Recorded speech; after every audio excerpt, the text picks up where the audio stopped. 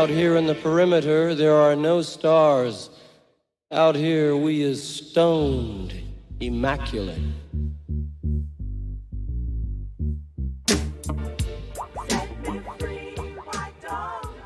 Hello and welcome. This is the C86 show. I'm David Eastaugh. As you know, we love a special guest. This week it's going to be the turn all the way from America, the Thin White Rope, because I recently spoke to Roger Kunkel very recently to find out more about life, love and poetry and all that other groovy stuff. Anyway, this is the interview.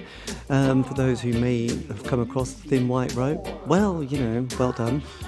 Anyway, they did an awful lot of albums in the 80s and early 90s, and Roger's still going. So, yes, you can find out more information if you Google Thin White Rope.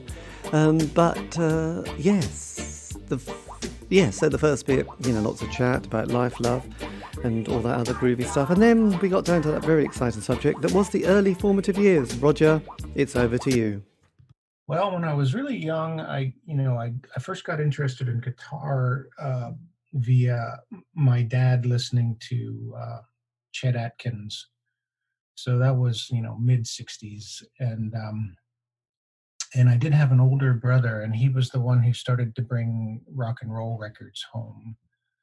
So I was born in 62. I think I was listening, I was starting to hear CCR and Led Zeppelin when they came on the scene, and then I sort of retroactively discovered the Beatles, yes, and those things. And then by the 70s, and I became a teenager, I got a lot more interested in playing guitar and electric guitar and all the classic rock stuff. Was typical, and it wasn't until middle of high school when I started discovering Iggy Pop and the Clash and the Sex Pistols and all this sorts of music. And then at about the same time, well, maybe I'm jumping ahead too fast, but I lived in a town not far from Davis, and if you're familiar, Davis has a college radio station, KDVS, and we could hear it on the radio just faintly, and realized there was actually a radio station that was playing that kind of music, because everything else was just AOR FM radio, and we didn't see we were too young to go to the city to go to shows at night and things like that. Yes. Were your parents quite of a musical? Was it quite a creative house that you were brought up in? Not really. I'm sort of the outlier of the family. Although I'll give my dad credit. I guess when he was a kid, he sang in the choir, and I had an aunt who was a vaudeville performer. Right. But my dad, my dad was a military guy. He was in the Air Force as a pilot for most of his career. Yes. And consequently we moved around the country a bit, but he liked that sort of slick commercial country of the early 60s, Jim Reeves and Patsy Cline and stuff like that. Oh, I'm pleased you mentioned Jim Reeves, because my dad was very into Jim Reeves and people like Boxcar Willie and all those kind of classic kind of Crystal Gale and Charlie Pride. So so he played that quite a bit during that sort of the sort of 60s and 70s, and being from a sort of working class background. I mean, when my parents got together, I suppose in the 50s, I think it was that thing that you just sold all your possessions. So I think he had sort of a record player and Elvis records and those kind of rock and roll things. Teresa Brewer, I think, was one of those artists he loved. But they kind of sold all those, and it wasn't until the early 70s that a record player appeared back in our lives. Up to then, we were just listening to radio, and mostly this was called Radio 2, the BBC, and it was mostly that kind of easy listening soft pop. So my mum would be working away in the kitchen, doing all that kind of stuff that housewives did in those days before, washing machines and appliances that women had to work quite hard in the house. So I kind of heard all this kind of soft pop and became quite excited about the world of Burt Bacharach, and then I think the Carpenters and people like that, which, you know, and Cilla Black. So that kind of, yes, that was on, but then it was kind of the top of the pops, and it was the Alice Cooper and Schools Out, and this kind of very kind of like, wow. And immediately your parents go, God, what's that? That's awful. You know, you can't tell if they're a boy or girl, you know, they're, and all that long haired stuff, which just kind of, for that Elvis generation. And it's kind of interesting because suddenly every generation has a moment where they become the old dude at the gig, you know, where they go, oh, this isn't very, I can't hear the lyrics. But, you know, obviously Elvis was quite radical once, and then suddenly he becomes this very, quite a different character, doesn't he? And takes on a different kind of quality. And then the Beatles come, and then they seem kind of old hat, and then fast forward, and then punk comes, and it's all kind of changed again. So it's kind of interesting how that works. And now I'm circling back to my earliest influences, it seems like, because as I, I've been focusing on just being a guitar player. I've always liked instrumental guitar music, and Chet Atkins was like my introduction to that. And now I'm like, that's the type of thing I'm often find myself trying to play lately. And some of the early jazz guitars, you know, and things like that. Yes. So it was really, because I was a bit too young for punk, but you had a few more years, so you would have probably just about sort of caught that wave of interest in music from the sort of the mid 70s, with people like the New York Dolls, and Iggy Pop, I guess, was coming along, and then you had, you know, in the UK, Sex Pistols and Buzzcocks and the Damned, and you had the Ramones, didn't you, as well? Yeah, the Ramones were probably my first introduction to it all. And then when Never Mind the Bollocks came out, my neighbor gave me a copy, and I didn't know what to make of it for a while. I was trying to compare it to other bands, and I couldn't really come up with that much. And it took me a little while. I think the Clash sort of broke me in more to that sort of sound. And then I realized that there were, you know, Northern California punk bands. 7 Seconds was one that was playing around at the time, you know, but it took a few years before I was actually going to shows and things like that. Yes. And what was your first show that you went to? Well, the first real rock concert I went to was on my 16th birthday. I went to see Led Zeppelin. So I'm still into them at that point. Yes. But yeah, we started coming to, well, in high school we formed our own bands. I was in, it's funny, like the first band I formed was mostly, you know, your typical high school kids playing hard rock covers, and then we started doing some originals, and then I discovered all this music, and like 2 guys in the band wanted to do punk rock and 2 wanted to do hard rock. So we were this ridiculous combination of the both. But we at one point formed a punk band, you know, high school age, and then that's what, like I say, we discovered KDVS in Davis, and we started to come here, and there were house parties, and the campus was having you know, all sorts of bands in their small little coffee house, and you know, they, you know, the Police on their first tour were there. I saw Gang of Four there a couple of years later. Iggy Pop, and you know, the Bay Area groups. I'm thinking SVT and Pearl Harbor and the Explosions, and I don't know, you know, a lot of new wave acts coming out of the area and stuff, you know. Well, where were you sort of picking up, kind of coming across, you know, the sort of punk and not the new wave, but that sort of post-punk world? Where were you sort of picking up things from, like the NME or the British kind of weekly papers, or was there other sort of equivalents in America?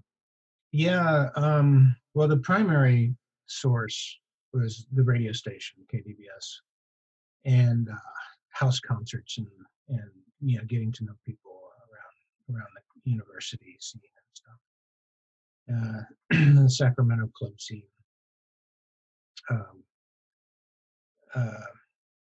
And you know, didn't make it didn't become aware of NME or Melody Maker or those publications until a few years later, when I was already in Thin White Rope and starting to become more aware of actual bands that do actual shows and make records. So those early times were mostly about going to parties with bands and listening to KDBS. Yes, because during that period there was a sort of, punk kind of lasted for a few years before it sort of all gets a bit sort of almost a pastiche, and it becomes a bit embarrassing. And then you get those bands like you mentioned, Gang of Four and Magazine and the Nightingales and Public Image Limited, which were exciting. And then as the 80s progressed, there was kind of the early days of people like Julian Cope and then Simple Minds and U2. So there was definitely a sort of a bit of a shift towards that world that I often refer to as indie pop, which there were bands like, I don't know, there was Postcard Records in Scotland, but then there was the Orange Juice as well, which were quite influential. But then in Manchester in '83, the Smiths come along, and that all, I better put this back. And then the Smiths come along, and that kind of really changes things, kind of '83 time. Did you, when you brought the band together, Thin White Rope, did it sort of gel? Did you get the sort of dynamics and the members quite smoothly? Yeah, it was a little bit of an odd mix. In the early days of the band, we had some turnover. In fact, the entire career of the band, we had some turnover in the membership. But Guy was, he had this, his background, his favorite influences, I think, were some old blues stuff, but also like Captain Beefheart and the Velvet Underground, and I think he really liked a magazine at the time, and a little bit of glam influenced as well, and Steve Teslick, the bass player, was a huge Rolling Stones fan, but he also liked all this music. And but there were bands coming through town, and we'd find ourselves there and really liking the same music. I'm thinking of some of the bands we liked at the time included like the Gun Club, Green on Red. By that time, so this was like, I guess it was 82 or 83, 82, I guess.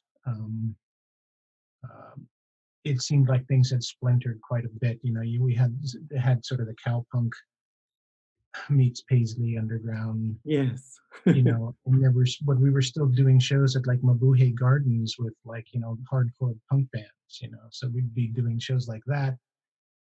We played with 45 Grave in Sacramento, in the early version of the Dream Syndicate there.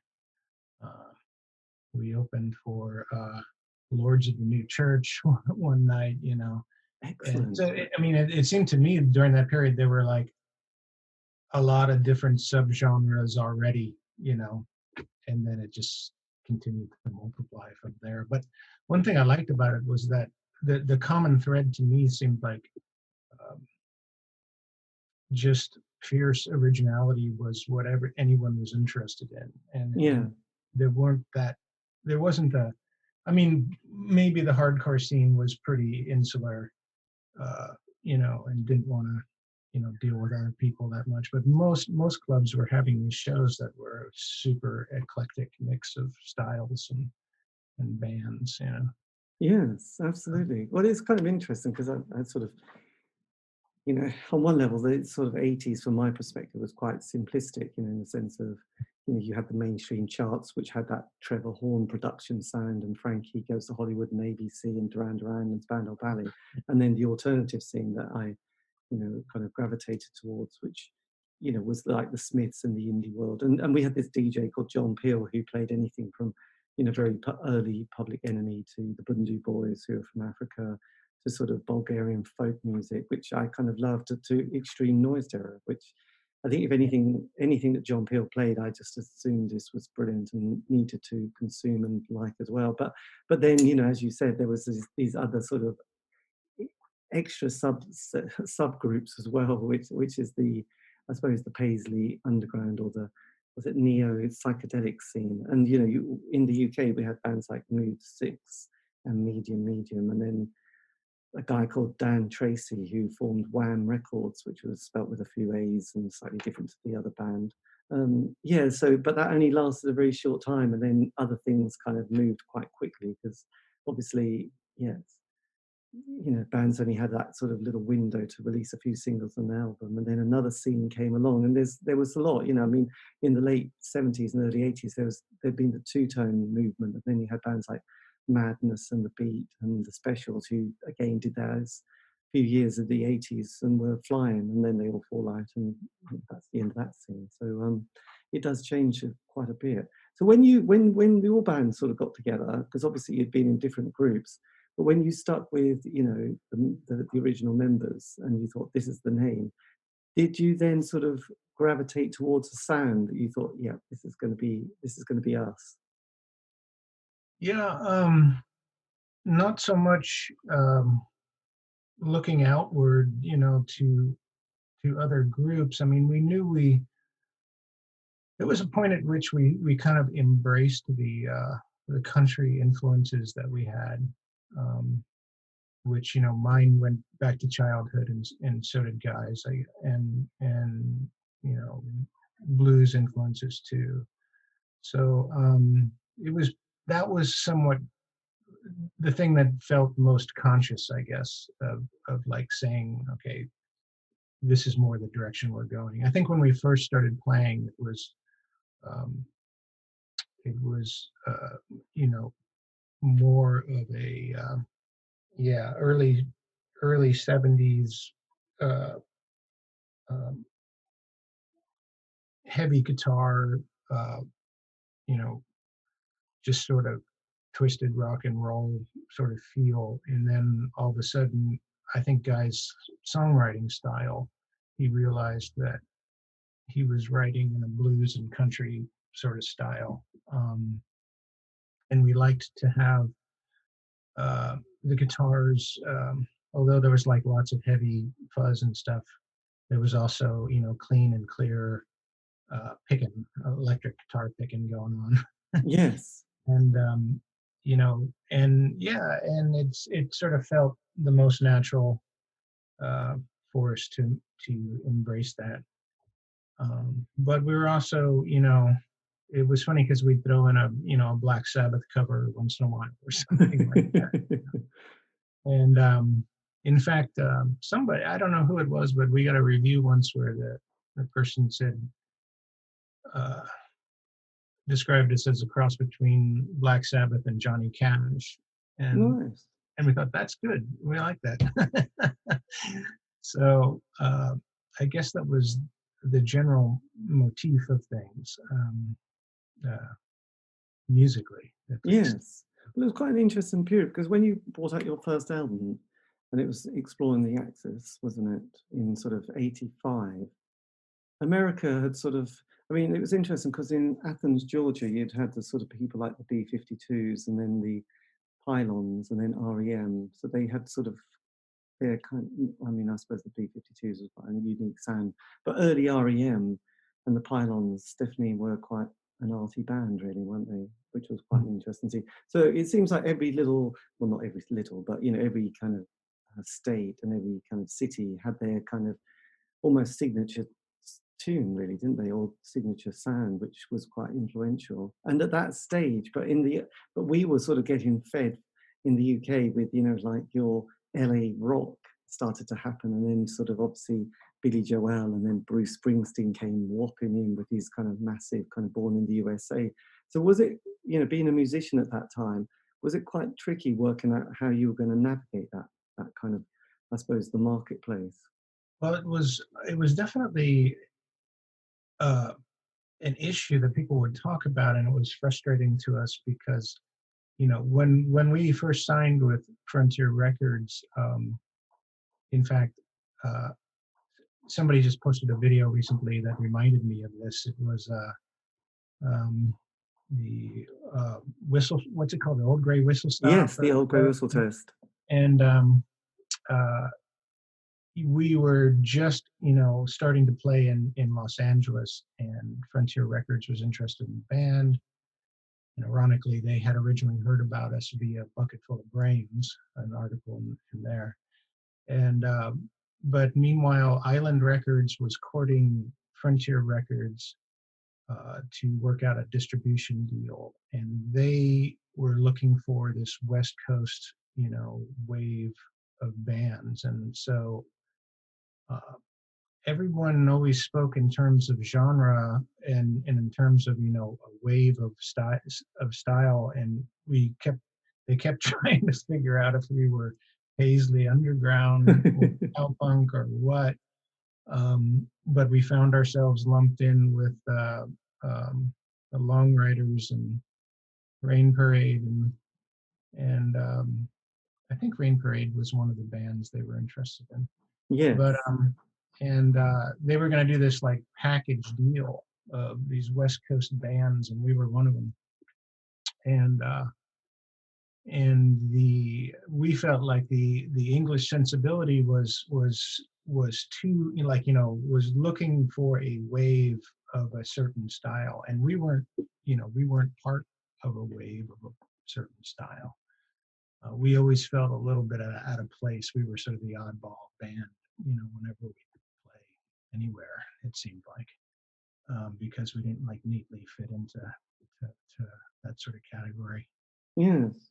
I suppose maybe every band feels that way. Yes. Well, I mean, as I mentioned at the beginning, that sort of cassette that came out with the NME, because they would often bring out cassettes and put these kind of collections together, and they'd done a country one, a jazz one, an African, and a reggae one, I seem to remember.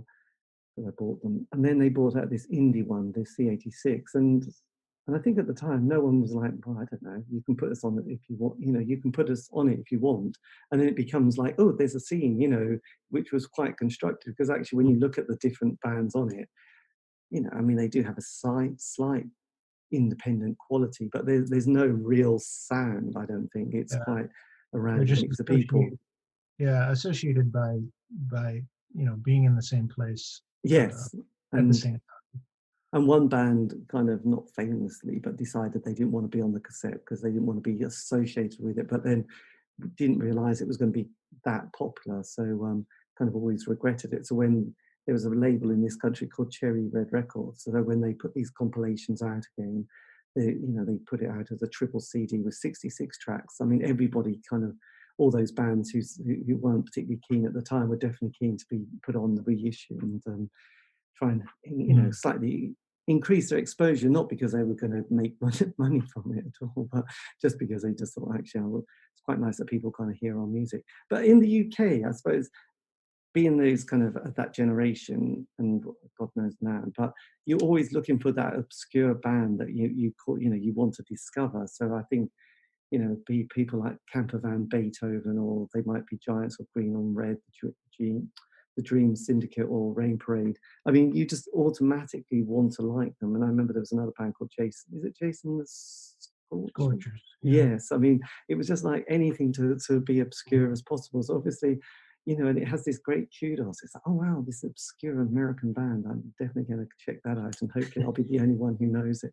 So I guess I noticed that a few bands from America kind of come to the UK and get quite a good reception, just because it's like almost an exotic kind of like, wow, they've come to the Art Centre in Norwich.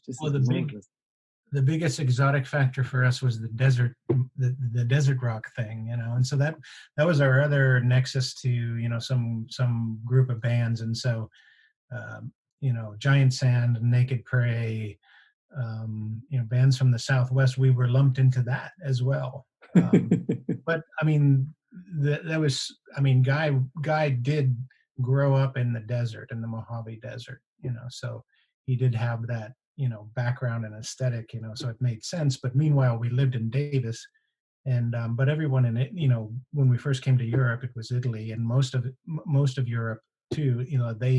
They had this romantic vision that we were these, crazy desert dwelling, people who, everything was sand and cacti, and were, uh, uh, surprised when they see pictures of what Davis looks like, and it's not the desert. No, I suppose we all want to sort of fantasize about that world of standing on the corner in Winslow, Yeah. Arizona, don't we? And So sort of big landscapes. We love big it's like when you see those maps where they just section off huge parts of the country and label them one thing. Southwest United States is a cactus, and so how does that affect the sort of psyche and the personality of a person who grows up in the desert? Because obviously it's romantic when you're in the UK and it's kind of snowing today and it's raining and then it's sunny. And it's like that all the time, and it's all very small and claustrophobic. Whereas being in those spaces, it must have quite an influence on the person. Yeah, I think so. I think Guy's writing, he made good use of that, and explored that, I should say, quite a bit, at least in the first couple records. But then sort of, realized it was this, too confining, or had gotten ridiculous, and flipped things upside down, and went into our water theme, an ocean-based theme with Captain Long Brown Finger and the Spanish Cave, and everything all of a sudden was aquatic, But he was always looking for one common theme to his songwriting was geography. He was very sort of keen on using geography as a poetic as a poetic vehicle. Yeah. And obviously the band, the lineup, it sort of settled very much with you and Guy, and a slightly changing sort of rhythm section. So were you two the kind of the people who really held the baton of the band and sort of knew how to keep it going for that period of time? Well, yeah, some of the changeover was instigated by us, and some was instigated by the players. It's a little, it's definitely something, a little regrettable, because, over time, a band, the feeling of being a family, or the camaraderie, is not as strong, I suppose, as in other bands. Yeah, the quick history is that the original bass player and drummer, a guy named Kevin Stadahar on bass, and Joe Becker on drums, quit our band to join True West, and because True West at that time was doing an album. I think it was produced by Tom Verlaine, and they were going on tour, and they might get signed by Island, which they never did. And so those guys took off, and then we had that. Then Joe Becker was fired from that band and came back to our band. And so there's this constant turnover, and then there were just some personality problems, and then one thing led to another. But I don't know, for whatever reason, Guy and I worked well together, and we were really interested in a lot of the same stuff from a nuts and bolts sort of perspective. The guitar playing, and the guitar sounds, and that sort of work. Became the focus of what we were doing musically. But yeah, I don't know what else to say about that, but it would have been nice if we were able to hold together, the core group, the entire time. Yes, it's always tricky. So when you came to record your first album, Exploring the Axis, did you have all the material sort of already written and rehearsed, and sort of knew where you're going with it? Yeah, for the most part. We did, um, later on, we did a little bit more free, experimentation in the studio and stuff, but we were uh, very uh, uh, hardworking as far as arranging and practicing the music. Um, Things were uh, kind of. I mean, there were parts of the music that were purposely improvised, in sections, but generally we were very structured. Would work out material Yes. And were you far. enjoying? And did you enjoy playing live at that stage? Yeah. Of course, we didn't. We weren't touring until after the first record, so we didn't get to that stage of really. I mean, touring changes a band, I think, because um, once you're on the road playing, performing almost every night for months at a time, that's when things really become uh, um, second nature and and and just comfortable. Our live performances were a bit erratic and unpredictable, in the early days. Partly because we just weren't comfortable yet, Yes. Um, so it was a little spotty, and our first tour was a little spotty too. Um, but yeah, we matured as a live band, and then in the later parts of the band, when Matt Abarisk was playing drums, especially, we became a lot more just a lot more powerful sounding of band. The ability to just do high energy performances increased. Yes. Um, But then you sort of followed up exploring with Moonhead. And how did that process? Because obviously you were still on Frontier Records, so they must have been still feeling kind of happy and optimistic that things were going well. And it also came out in 1987, which, as I always think, is probably the best year of music ever. If you look at the albums that came out that year, they're amazing. yeah. So yeah. So how were things kind of progressing with the band and yourself? Well, I think so. Lisa Fancher, who runs Frontier Records, I had mentioned the Island Records connection, but that all fell apart. And she, with that first record, we had a larger budget actually, and if you read the liner notes carefully, you'll notice the name uh, Dennis Dragon and Jeff Eyrich, who are these guys that. Dennis Dragon was the brother of Daryl Dragon of Captain and Tennille, Oh the yes. captain, who was the captain of Captain and Tennille, and he engineered that record and won a Grammy for it.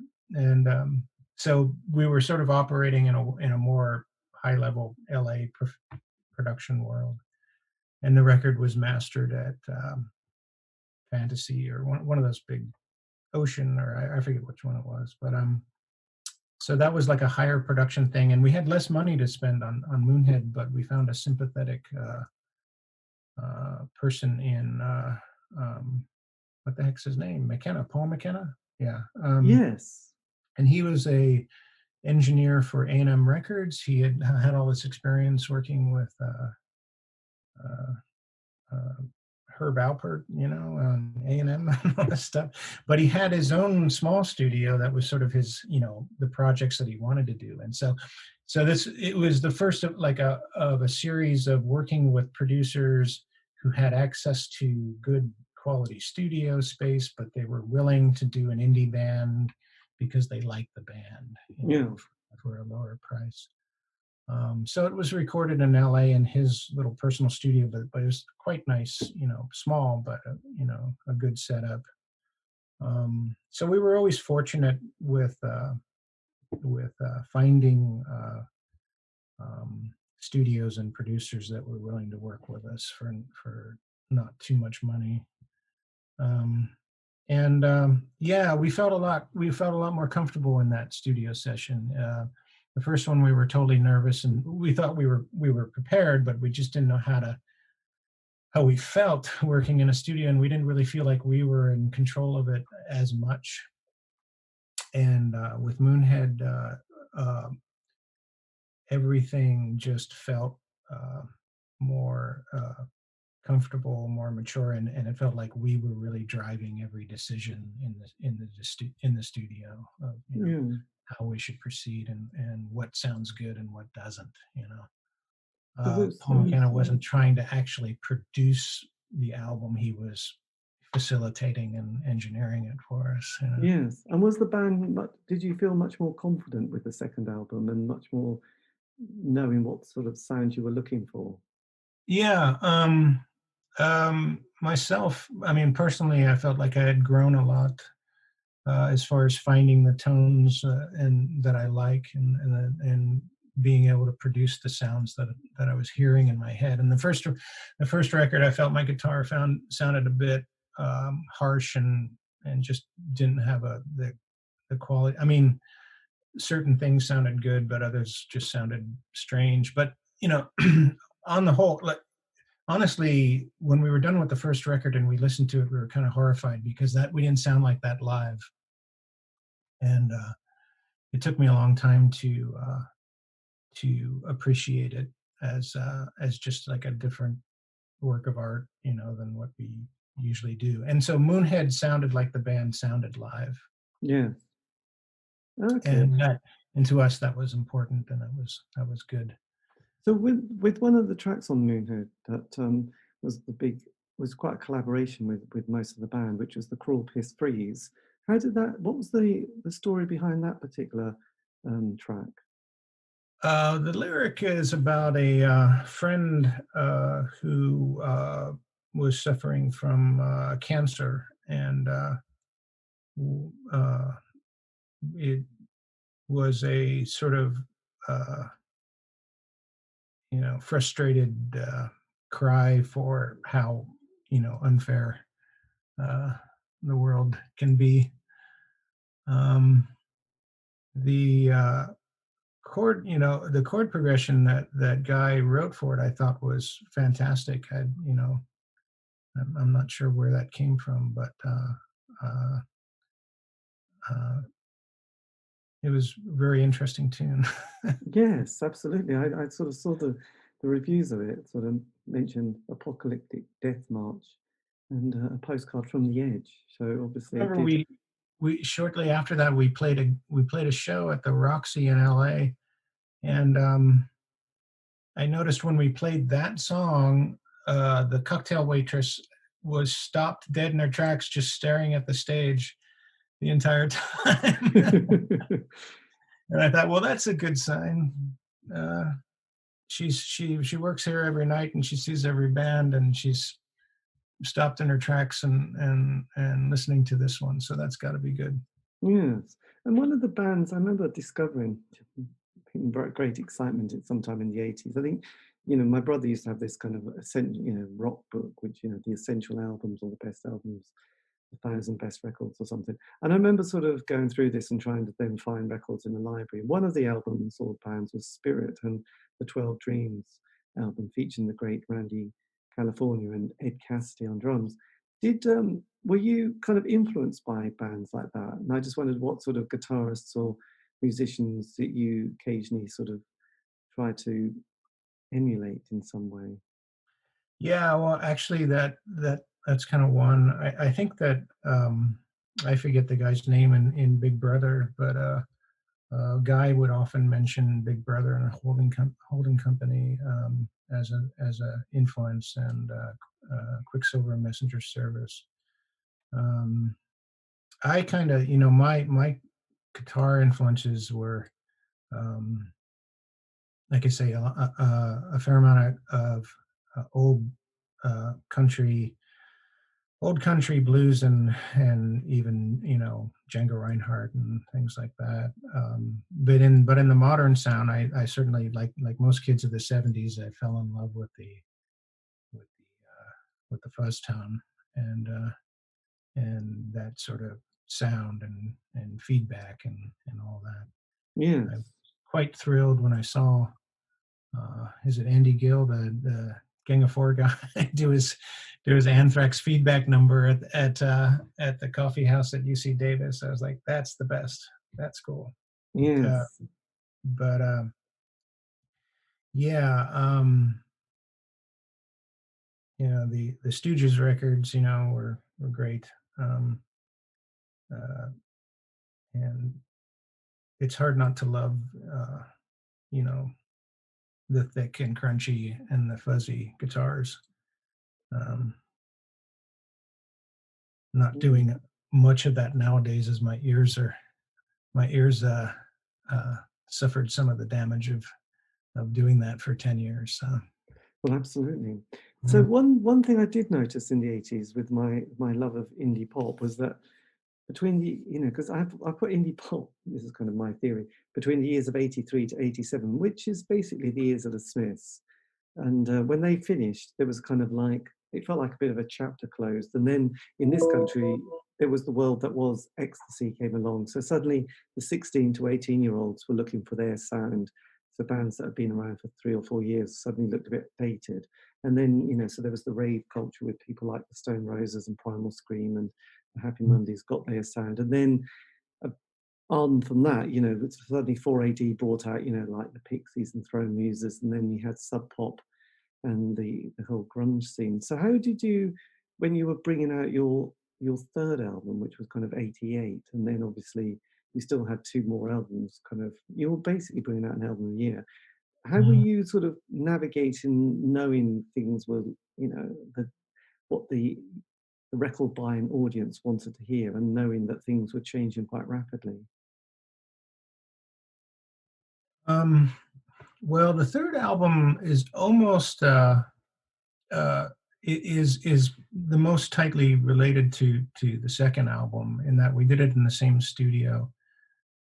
You know, we were so happy with Moonhead that we sort of redid that whole scenario. Of course, Guy's songwriting was becoming more free and open, and you know, he was injecting a lot more humor into it sometimes, you know, and just different feelings.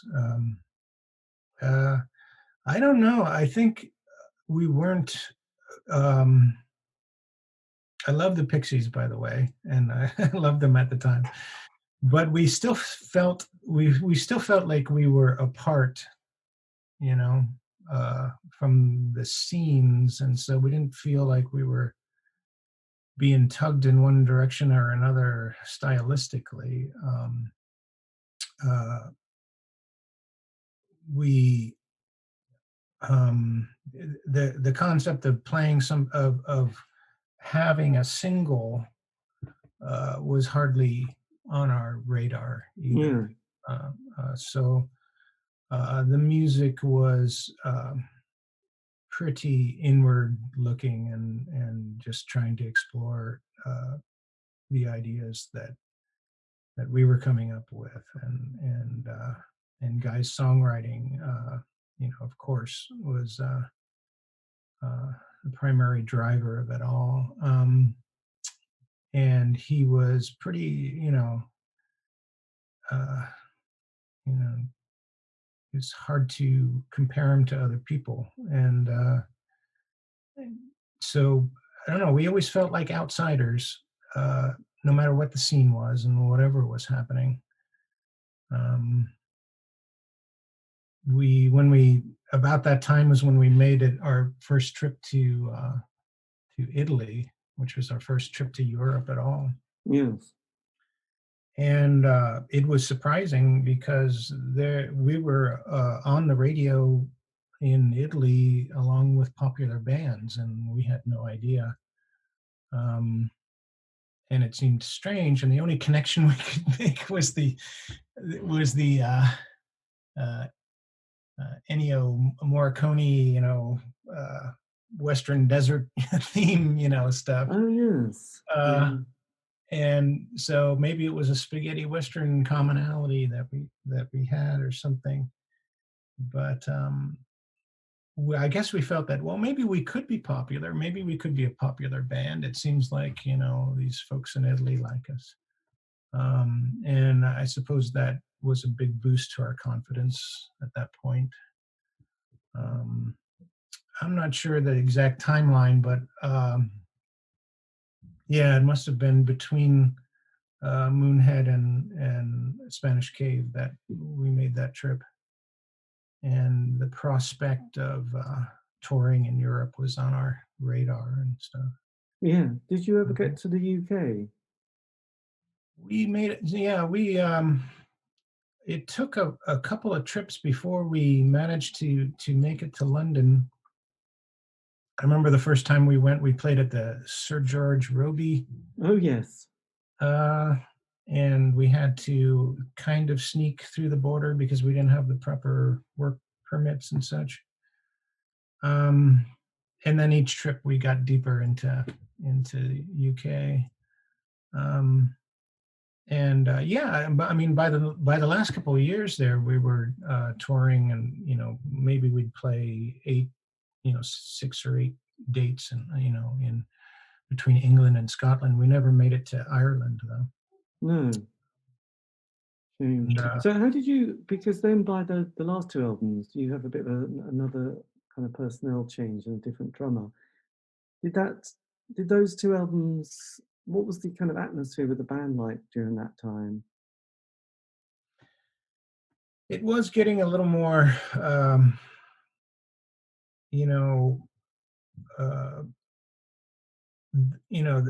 I guess we were getting a little more to a stage where we felt like, okay, we need to do better. We need to, try to be a little more popular and make a video.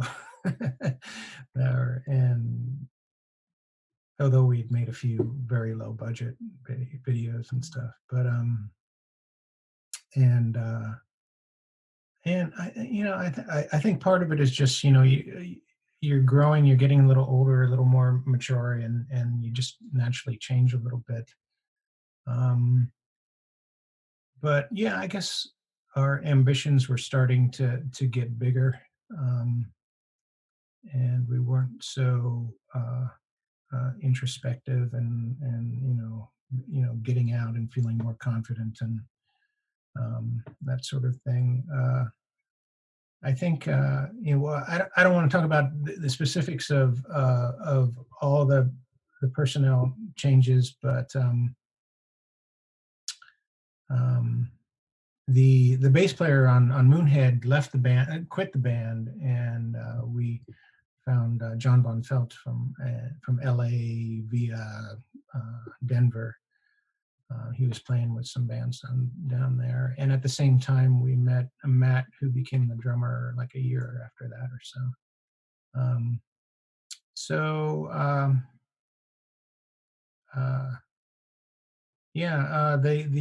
Let's see, the 4th album is Sack Full of Silver, and that one we recorded in San Francisco with Tom Mallon, who was a drummer and producer of the American Music Club, and that was a band that was also on Frontier Records, and we friends with and stuff. And he had this really nice studio in San Francisco, and we were working closer to home, and we were trying to take control of our business, the business side of what we were doing, and where we recorded and who we recorded with, and this sort of stuff. By the 5th album, the interesting story about the 5th album is that Butch Vig wanted to produce the record and approached us about it and wanted us to travel to Madison to do that. And we decided we wanted to stay in California, and so he, at that point, he did the Nirvana record instead. And at the same time, and we were both in LA. He came to LA to do that because they had a big budget, because they had signed to Geffen already. And so we passed on having Butch Vig produce the record, but then we found ourselves in LA while they were doing the record too, and their manager was a good friend of ours, and he was like, was that Danny Goldberg? No, their manager was John Silva. Right. He was the manager of Sonic Youth and a couple other bands. And when Geffen signed Nirvana, they said, you know, who do we have that can handle this band? And John got the gig. And of course, nobody knew that the record would be so popular.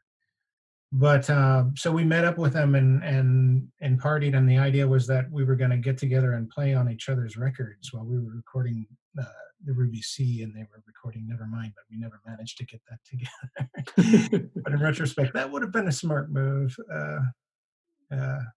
Yes. So yeah, so the member changes for Guy and I. We realized we were kind of bothered by that.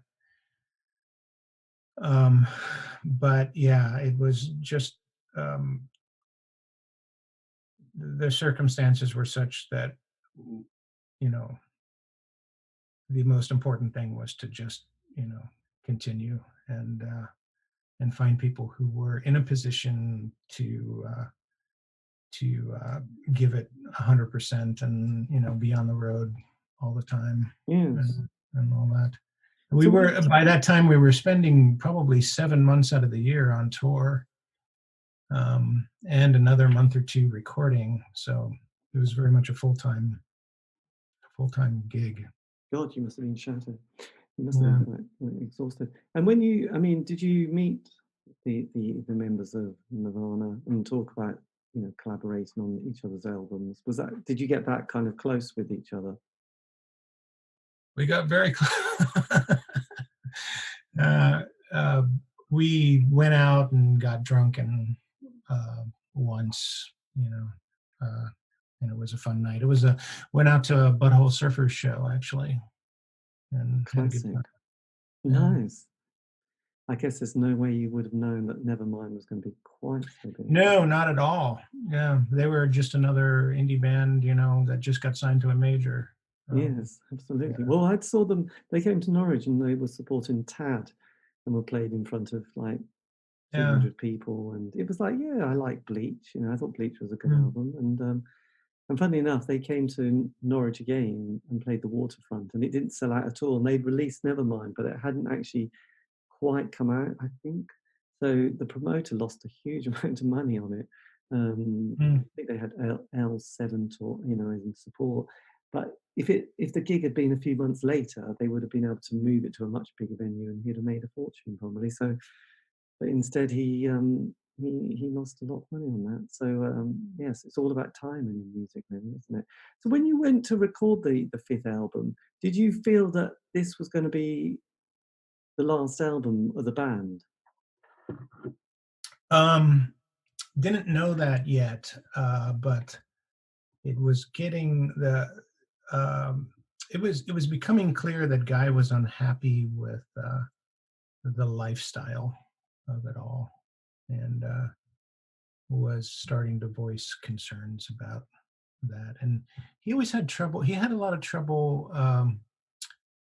with, I mean, when you're in a band and you're on tour and you're on a label, much of your life consists of being told what to do and where to go and what time to be there, you know. And it just rubbed them the wrong way, you know. The thing I think of most is like we did this tour of the Soviet Union in 1988. Which obviously was highly unusual. You know, we were like the first band to actually do a tour in the Soviet Union, as far as I know. I mean, there were some other bands that had played shows and stuff. And it was out of the blue, and it happened because of our Italian promoter having connections and the Italian government doing a cultural exchange with Moscow. And the Italian promoter saying, putting together a group of bands to send and including us in the package. And it seemed like this fantastic opportunity, but Guy didn't want to go, but you know, our manager and me and the rest of the band kind of insisted that we do it, and he was not happy with that. and you know, inevitably, I mean, we didn't have a lot of friction between the two of us, but I think just the whole grind of it, after 5 or 6 years of touring and making records and this constant, hurry up and wait lifestyle where you're shuttled from place to place and you have to just get somewhere and wait, was wearing on him, and he was not enjoying it. Yes. So when the album came out, how long was it before the band decided that it was going to be over? I think the record came out in the fall, and we proceeded to tour in '92, and did it come out? It must have. Let's see. It must have come out in the fall of '91, and we toured that in the fall. And Guy announced that he wanted to quit, but then we convinced him to do the final tour in the summer of '92. We played at the Reading Festival in Roskilde, and we played in Italy a few dates, and then we did our final show in Belgium, in Ghent, Belgium, and recorded the live album there. And yeah, yes, took some convincing to get Guy to do the final tour, but we got a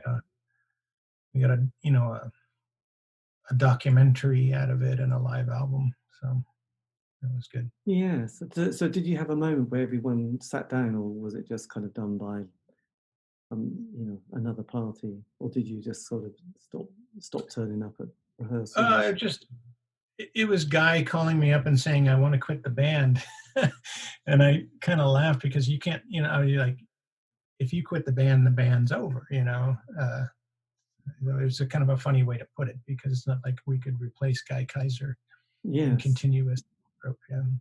So it was disappointing because I thought that we were slowly but surely getting to a higher level of playing larger shows. But at the same time, I was sympathetic to him. He just felt like he was changing as a person and couldn't continue doing it.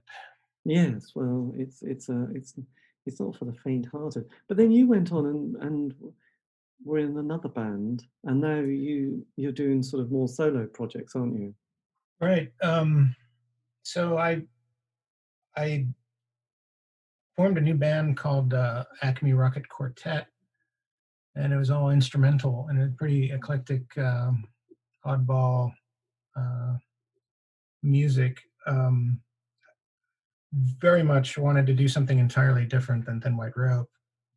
So I sold all my equipment, most of it, bought an old hollow body archtop, and put this band together that was kind of a pseudo jazz surf rock band, and did all the recording myself too. I bought an open reel 8-track and some microphones, and so it took it entirely DIY to it all.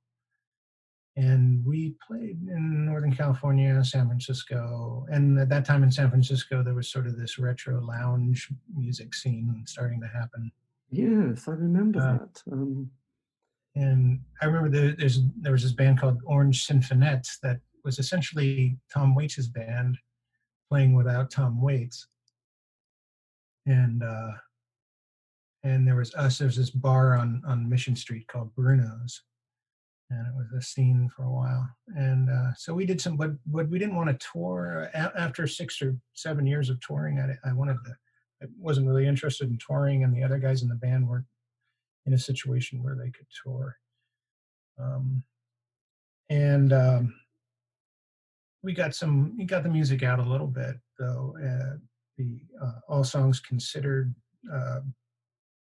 what's his name? The guy who does NPR liked the band, and we got played on NPR some and stuff. But then I got married and had kids, and got really interested in acoustic music and bluegrass music. And so 10 years ago, all of a sudden I was in a band with Guy again for a while, called a bluegrass band called Doc Holler. But that fell apart. And so now I'm getting interested in solo guitar playing. Yes, I saw on your Bandcamp page. What was it like when you got together with Guy again? Was that quite a nice experience, or? Yeah. It was actually a lot of fun. He wasn't really interested in doing original music. More almost all traditional bluegrass stuff. And it's silly.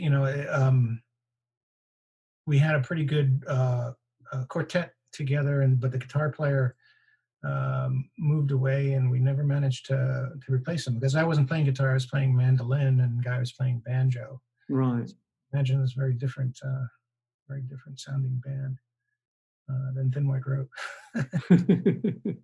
But Yes. yeah, it's fun. So what's I mean, you've got your sort of the music you put on Bandcamp, which I was listening to earlier, and obviously you're still loving playing music. Have you got any sort of other projects that are coming up this year? A few people in Europe have approached me about collaborations, long distance collaborations. So I actually just played on a cover of a Thin White Rope song, which was odd, but I figured, what the hell?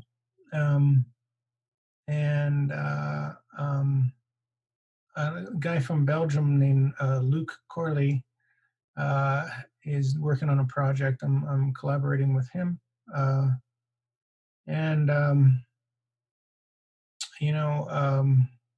I play in a sort of a retro country honky-tonk band as well, called Mike Blanchard and the Californios. Oh, nice. We actually released a record last year. The idea of playing solo, my whole life I've been focused on guitar and mostly instrumental music. So in a way, I'm happily realizing that that's what I have the opportunity and the temperament to do at this point. I'm looking forward to making another guitar record this year, I think. Yeah. Whether or not I'll be able to get out on the road and travel, I'd love to come back to Europe sometime to play. I'm sure it'd be at a very casual level, Yes, I know. I think house concert. I'd love to get into the house concert scene and just focus on my guitar playing. Yes, absolutely. And then, but there's always the opportunity to collaborate with other musicians. And I did, before the lockdown, I met Stu Odom, the last bass player in the band, did a gig with him in San Francisco, just sitting in with his band. And I also sat in with Russ Tolman from True West in Los Angeles at a show down there the few months before the lockdown, and was sort of happily thinking, oh, this is what I'm going to do more frequently. But then we've been trapped in our homes for a year. Yes. So I'm looking forward to getting out and playing live music a lot more than I have been.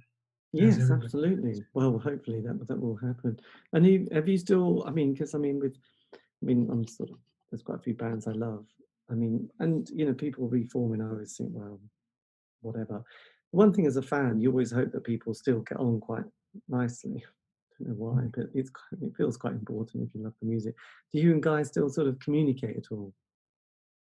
We do. He lives pretty close to me, not in the same town. He lives about He lives in Woodland, which is just about 10 miles away. I don't see him really frequently, but he's a very private person. But yeah, we're still friendly. No, that's always nice. I mean, it's yes, I mean the music world and being a creative artist is quite hard. I mean, you know, and I guess having to sort of go through that process. Does he still have fond memories of the band and recording, or has he just moved away from it? Yeah. He also works for the university. He's probably going to retire, and I'm hoping he'll play more music. As far as I know, he hasn't been playing a lot of music lately. He told me he's interested in opera, and it wasn't clear if he was talking about singing or just so. Yeah, probably the latter, but nice that'd be interesting. And just lastly, I mean, if you could have said something to say a 16 or 18-year-old self who was starting out in that kind of interesting world that is kind of music and the creative industries, I suppose. I mean, if there was a couple of things you would love to have just whispered and, you know, had someone just whisper to you, what sort of kind of main points would you sort of just think, actually, that would be a really good thing? Or something that you've learned over the years and which then becomes some sort of wisdom or knowledge. I just wondered what that would be. Well, I don't have, you know, big regrets about decisions or such, but I do wish I was more to remain open and positive. One thing about coming up in the period that I came up in music and in the indie scene of the 80s, there was, and it was true, but how you handled it was just different. The fact that good music was not necessarily popular music, and good bands were not necessarily successful. And that attitude drove me to partially, you know, assume that, you know, making music is pure art. I'm not going to try to make money from this. And you know, you just have to keep an open mind. We knew that we were seeing that our favorite bands were not making any money. And so we didn't assume that we could be commercially successful. Right. And we were doing this, and in fact, being on a major label was a bad idea. You know, this sort of thing. And then musically, you got to keep you got to keep expanding and looking and learning a variety of things, be they brand new music or old music. One thing about the 80s I thought that was beautiful was that everybody, the thing that was valued most was originality. But the standards and traditions and all that stuff was often ignored because nobody wants to hear a band play 40-year-old jazz music or something, you know. And there was sort of a, you know, if you're not careful, there's a negative attitude there about the prospect of learning traditional music or established music, that sort of thing. So people were, the mentality of being an outsider was so strong that it kind of keeps you from maybe engaging in all the music and all the people and the culture and the idea of being a professional musician, you know, all these things. Right. Were kind of alien to us in the 1980s. Now I love traditional music and I'd like to play more of it. And but you know, you grow, you know, you get older and you grow. Yes. Well, this is true. Yeah, it's interesting, that point. Yeah. But yes, but anyway, look, well, Roger, thank you ever so much for giving me the time for this. This has been fantastic. And if you want, I can always send you, you know, the link to the interview, and you can always post it wherever you might, you know, have these things. I don't know what social media platforms you use, but it's been fantastic. So Sure, I'd be happy to post it, and look forward to it. I looked up the site, and then I was just starting to delve into some of the other interviews. There's quite a lot. I know. There's so actually when I started doing these interviews for the 80s, because I thought, yeah, that's fine. I didn't realize there was quite so many bands. Yeah. I know it's a bit like, oh my god, there's more. But no, it's fine. It's all good because it's quite nice. It's quite a nice thing to do because I think in a way, I think when things happen at the time, you just think that's fine and you just move on, you get on with your life. And sometimes then you look back, not with rose-tinted sunglasses, but with a certain different appreciation and think, actually, it's a lot better than I kind of remember. And there's a lot more bits that I kind of had missed because you just kind of, there's a limited amount of time, resource and money, and also accessibility. You couldn't always get to hear a record even if you wanted to. If you got a great review in a music magazine or paper, it was actually quite hard sometimes to get to hear the record because you couldn't just go online and listen to it. And you tried to go into a record shop and sometimes they went, no, I never heard of that. And you went, oh, okay, I'll go away then.